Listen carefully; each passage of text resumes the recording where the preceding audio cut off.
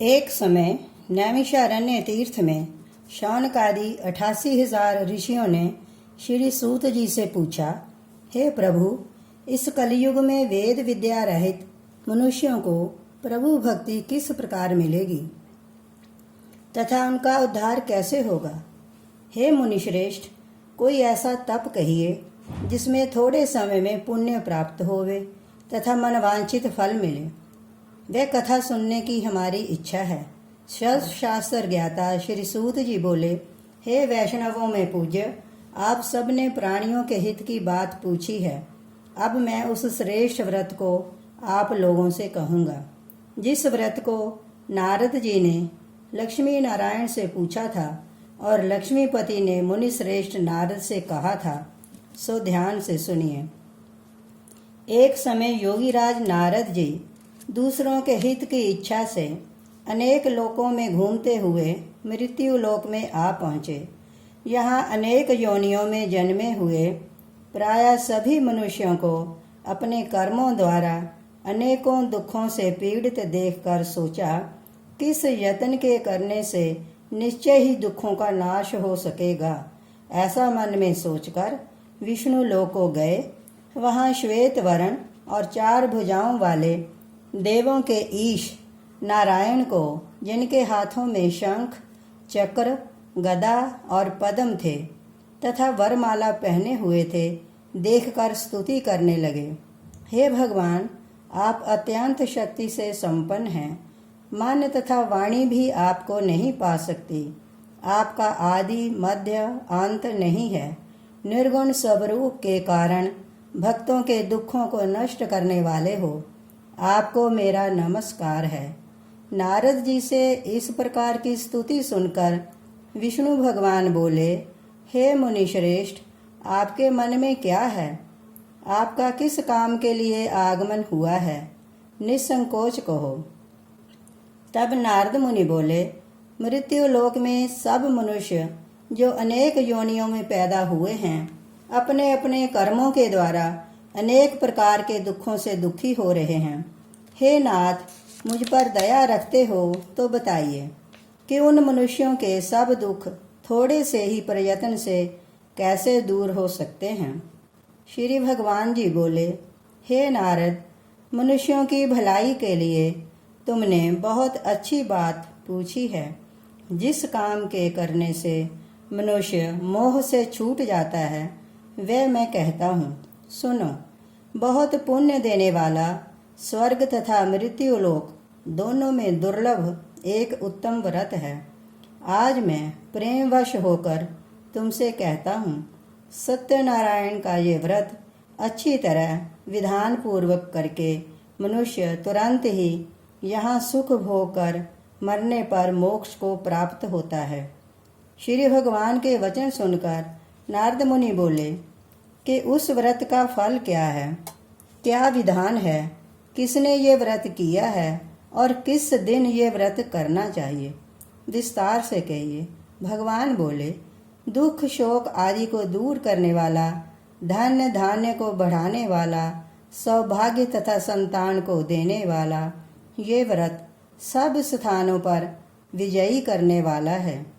भक्ति और श्रद्धा के साथ किसी भी दिन मनुष्य श्री सत्यनारायण की शाम के समय ब्राह्मणों और बंधुओं के साथ धर्मपरायण होकर पूजा करें। भक्ति भाव से नैवेद्य, केले का फल, घी, दूध और गेहूं का चूर्ण सवाया लेवे। गेहूं के अभाव में साठी का चूर्ण, शक्कर तथा गुड़ ले और सब भक्षण योग्य पदार्थ जमा करके भगवान के अर्पण कर देवें तथा बंधुओं सहित ब्राह्मणों को भोजन करावे। तत्पश्चात स्वयं भोजन करे। नृत्य गीत आदि का आचरण कर सत्यनारायण भगवान का स्मरण करता हुआ समय व्यतीत करे। इस तरह व्रत करने पर मनुष्यों की इच्छा निश्चय ही पूरी होती है। विशेषकर कली काल में भूमि पर यही मोक्ष का सरल उपाय है। सूत जी बोले, ऋषियों, जिसने पहले समय में इस व्रत को किया है उसका इतिहास कहता हूँ, ध्यान से सुनो। सुंदर काशीपुरी नगरी में एक अत्यंत निर्धन ब्राह्मण रहता था। वह भूख और प्यास से बेचैन हुआ नित्य पृथ्वी पर घूमता था। ब्राह्मणों से प्रेम करने वाले भगवान ने ब्राह्मण को दुखी देखकर बूढ़े ब्राह्मण का रूप धरकर उसके पास जा आदर के साथ पूछा, हे विपर, नित्य दुखी हुआ पृथ्वी पर क्यों घूमता है? श्रेष्ठ ब्राह्मण, ये सब मुझसे कहो, मैं सुनना चाहता हूँ। ब्राह्मण बोला, मैं निर्धन ब्राह्मण हूँ, भिक्षा के लिए पृथ्वी पर फिरता हूँ। हे भगवान, यदि आप इसका उपाय जानते हो तो कृपा कर कहो। वृद्ध ब्राह्मण बोला कि सत्यनारायण भगवान मन वांछित फल देने वाले हैं, इसलिए हे ब्राह्मण, तू उनका पूजन कर, जिसके करने से मनुष्य सब दुखों से मुक्त होता है। ब्राह्मण को व्रत का सारा विधान बताकर बूढ़े ब्राह्मण का रूप धारण करने वाले सत्यनारायण भगवान अंतर्ध्यान हो गए।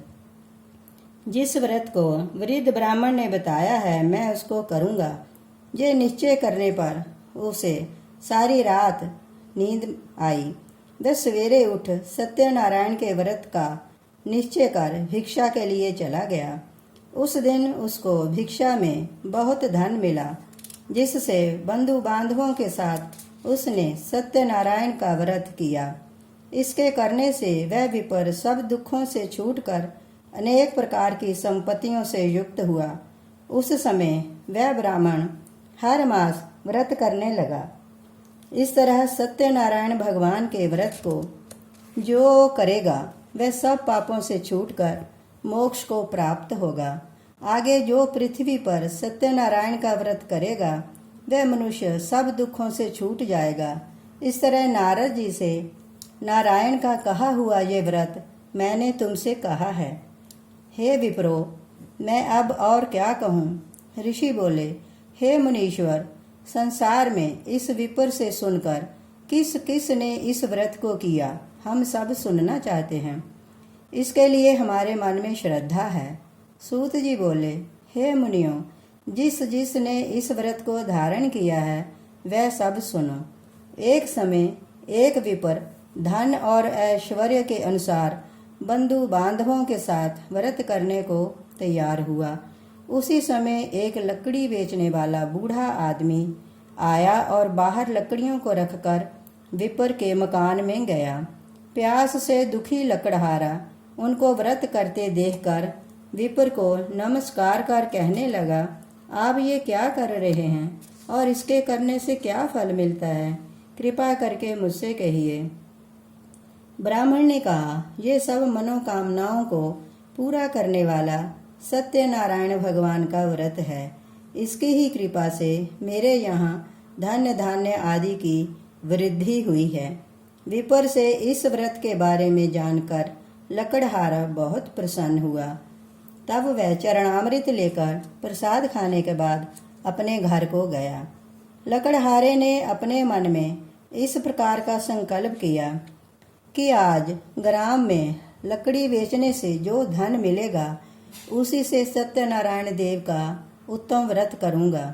ये मन में विचार कर वह बूढ़ा आदमी लकड़ियां अपने सिर पर रखकर जिस नगर में धनवान लोग रहते थे वह ऐसे सुंदर नगर में गया।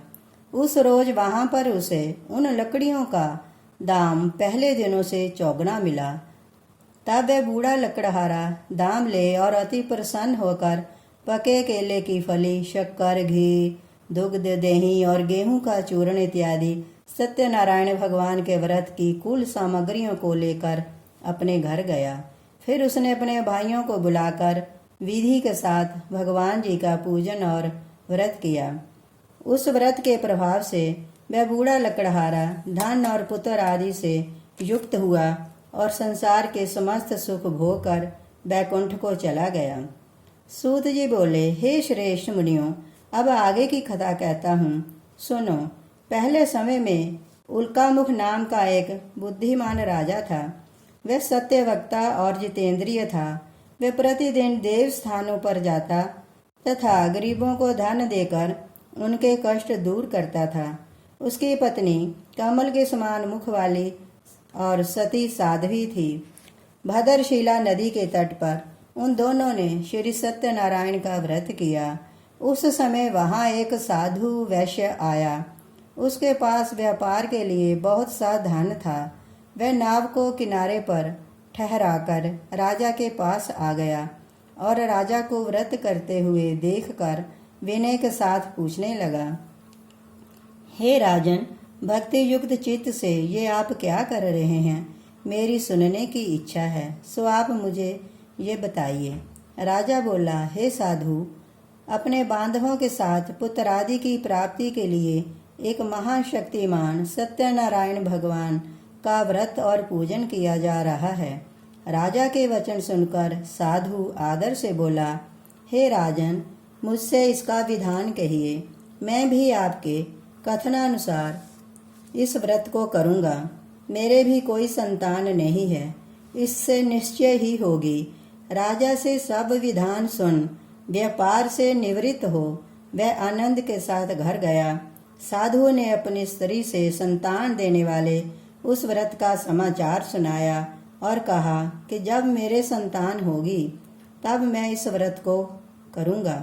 साधु ने ऐसे वचन अपनी स्त्री लीलावती से कहे।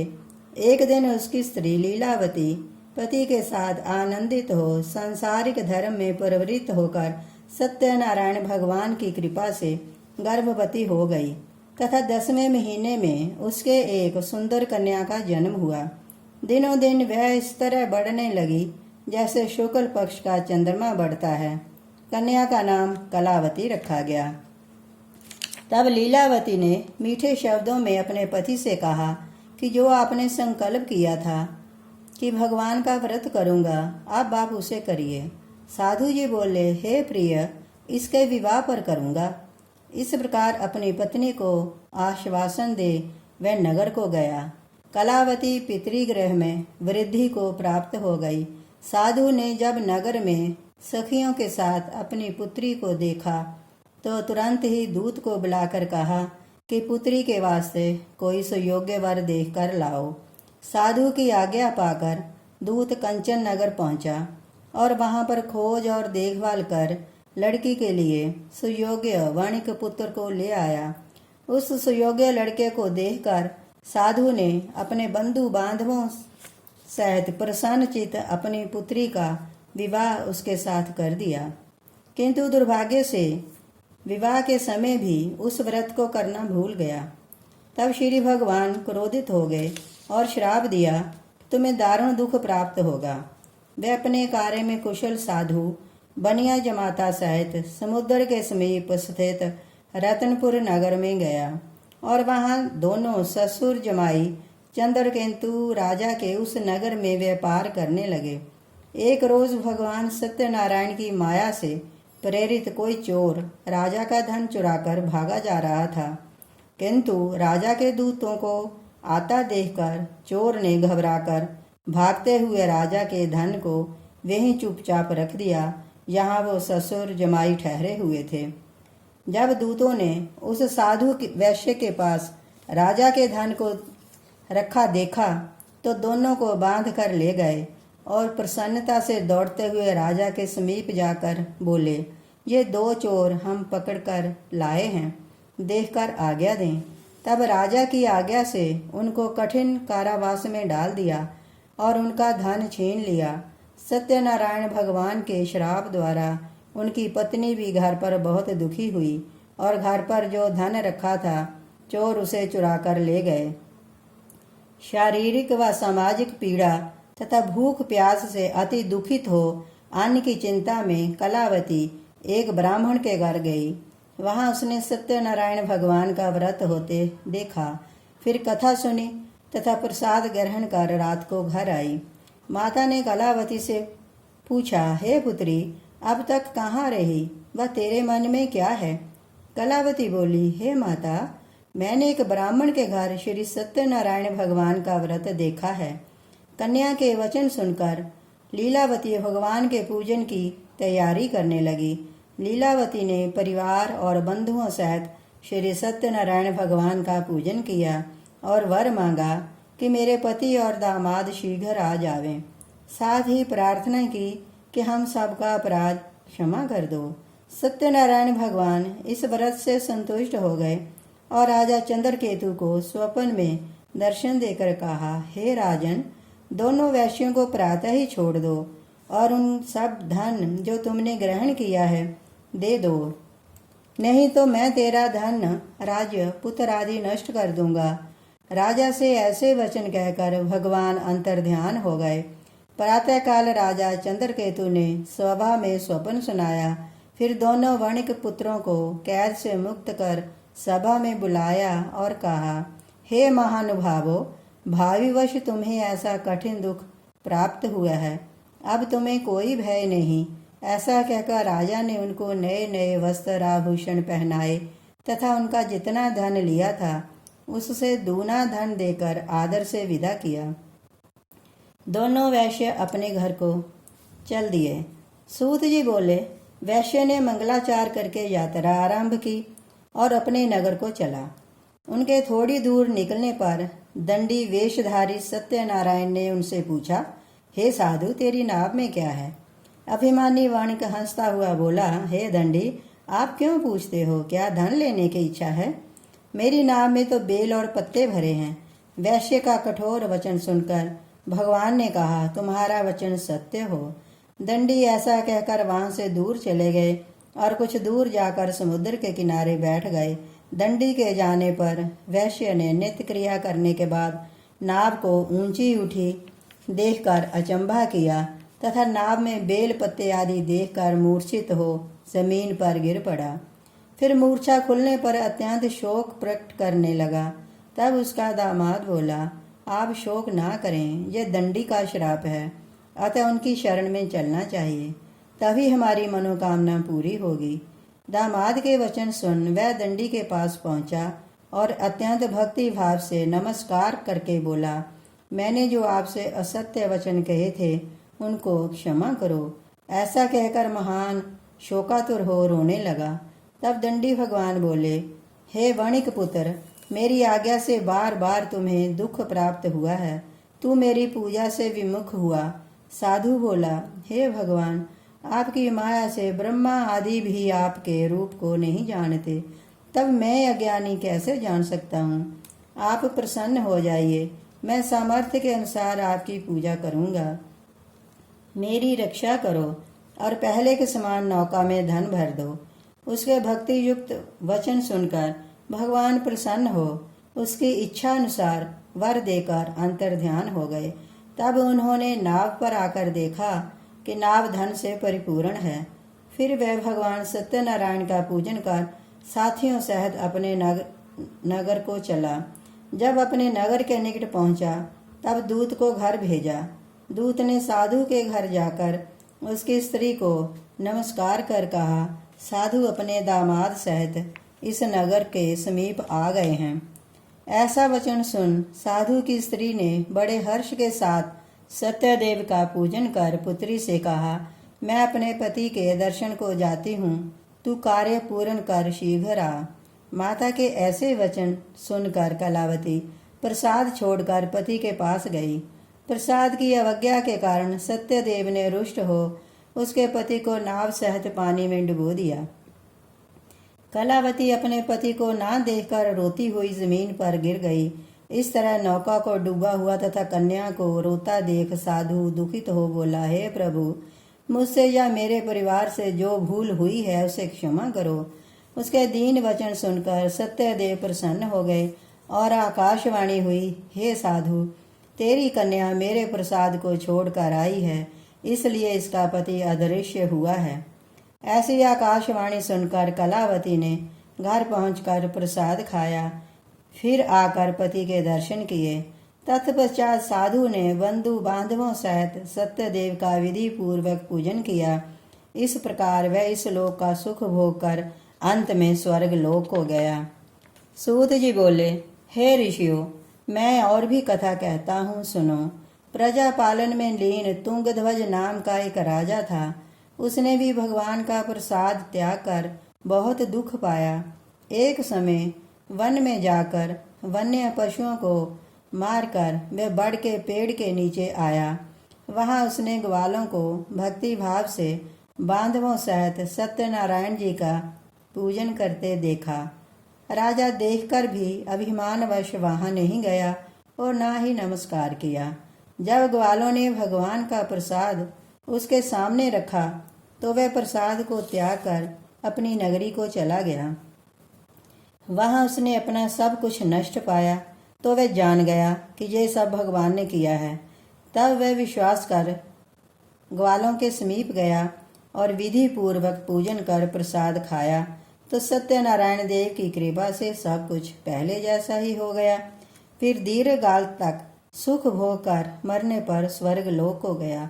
जो मनुष्य इस परम दुर्लभ व्रत को करेगा, भगवान की कृपा से उसे धन धान्य की प्राप्ति होगी। निर्धन धनी और बंदी बंधन से मुक्त होकर निर्भय हो जाता है। संतानहीनों को संतान की प्राप्ति होती है तथा सब मनोरथ पूर्ण होकर अंत में बैकुंठ धाम को जाता है। जिन्होंने पहले इस व्रत को किया, अब उनके दूसरे जन्म की कथा कहता हूँ। वृद्ध शतानंद ब्राह्मण ने सुदामा का जन्म लेकर मोक्ष को पाया। उल्कामुख नाम का राजा दशरथ होकर बैकुंठ को प्राप्त हुआ। साधु नाम के वैश्य ने मोरध्वज बनकर अपने पुत्र को आरे से चीरकर मोक्ष को प्राप्त किया। महाराज तुंगध्वज ने स्वयंभू होकर भगवान में भक्ति युक्त हो कर्म कर मोक्ष प्राप्त किया। बोलिए सत्यनारायण भगवान की जय।